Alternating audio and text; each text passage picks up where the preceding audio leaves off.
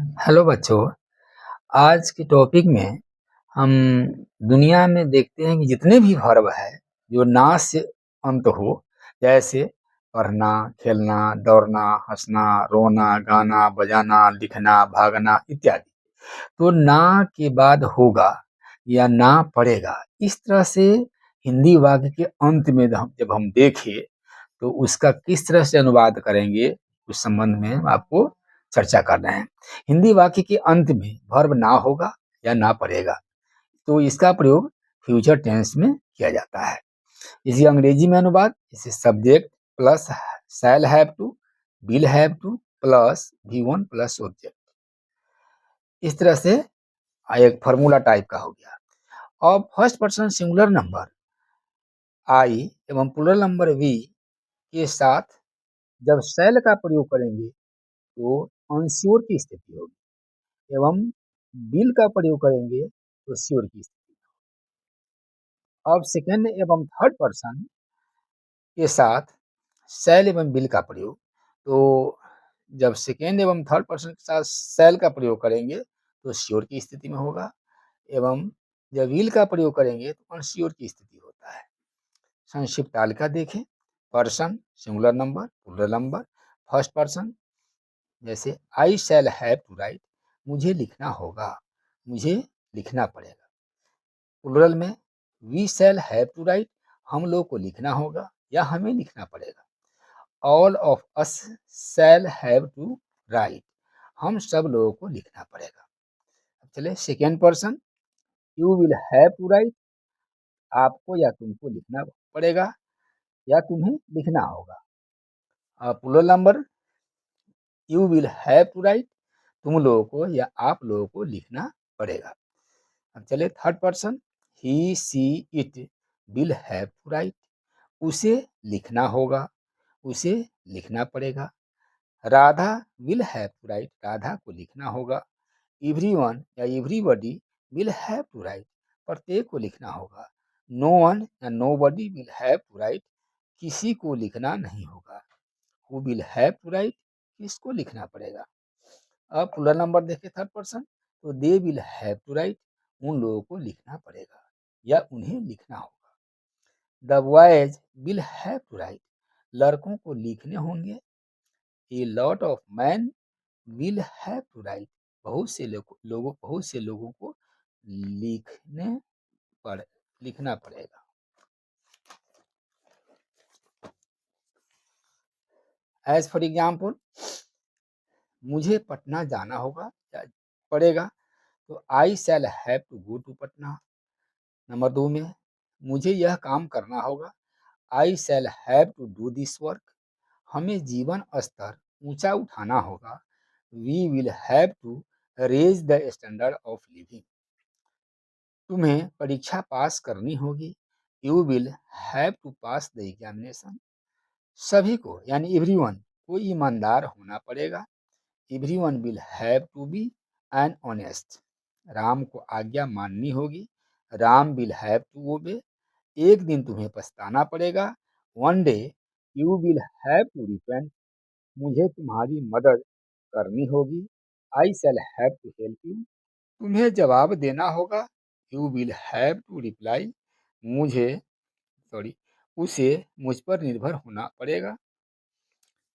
He will have to depend on me, आपको मेरे पास आना होगा, you will have to come to me, उसे पैदल जाना पड़ेगा, he will have to go on foot, तुम्हें दवा लेनी होगी, you will have to take medicine, तुम्हें एक डॉक्टर बनना पड़ेगा, you will have to become a doctor, आपको प्रमाण पत्र लाना पड़ेगा, you will have to bring the certificate, हम लोगों को अंग्रेजी बोलना पड़ेगा, we will have to speak English, तुम्हें जुर्माना देना होगा, you will have to pay the fine, मुझे चाय पीनी पड़ेगी, I will have to take T.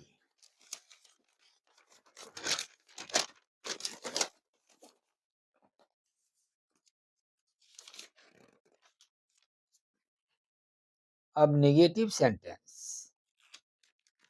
अंग्रेजी में अनुवाद subject plus shall not have to या will not have to plus V one plus object, या subject plus shan't have to या won't have to plus V one plus object.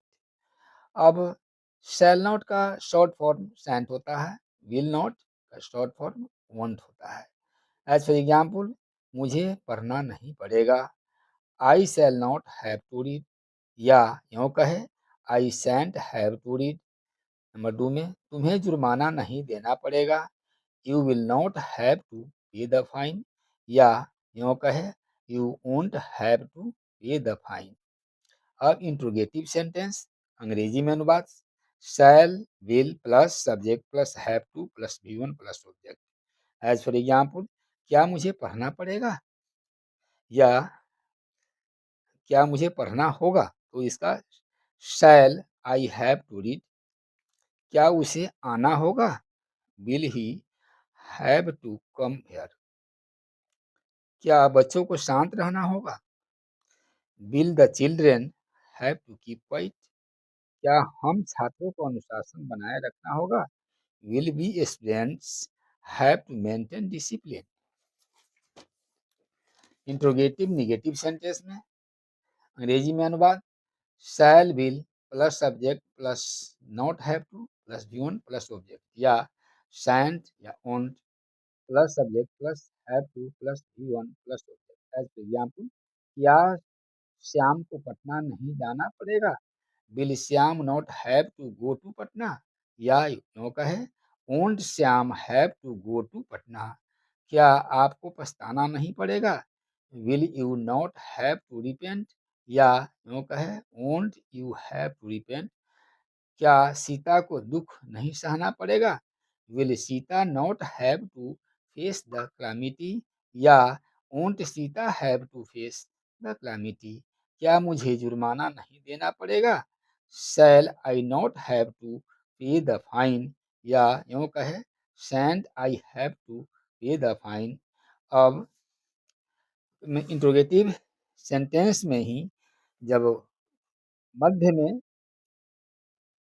कब, कहाँ, कैसे, क्या करके जब प्रश्न आता है, तो उसके लिए why, when, how, where, what plus shall या will plus subject plus have to plus V plus object, इस तरह से अंग्रेजी में बात करेंगे। एज फॉर एग्जाम्पल, मुझे क्या करना पड़ेगा, what shall I have to do. Ram को पटना राम को पटना क्यों जाना पड़ेगा, why will Ram have to go to Patna. मुझे कब जाना होगा, when shall I have to go. Party को अपनी नीति क्यों बदलनी होगी, why will the party have to change is policy. मुझे कहाँ जाना होगा, where shall I have to go. इसमें अब इसी में निगेटिव सेंटेंस रहने पर, तो मुझे कहाँ नहीं जाना होगा, where shall I not have to go, या where shan't I have to go. तो इस तरह से अब हम आगे चले, इसी में अगर वर्ब के बाद ही लगा हो, तो जैसे डॉट डॉट डॉट ना ही होगा, ना ही पड़ेगा। हिंदी वाक्य के अंत में वर्ब ना ही होगा या ना ही पड़ेगा रहने पर उसका अंग्रेजी में अनुवाद इस तरह से करेंगे, subject plus will surely have to plus V one plus object. As for example, मुझे जाना ही होगा या मुझे जाना ही पड़ेगा, I will surely have to go. उसे मेरी आज्ञा माननी ही होगी, he will surely have to obey my order.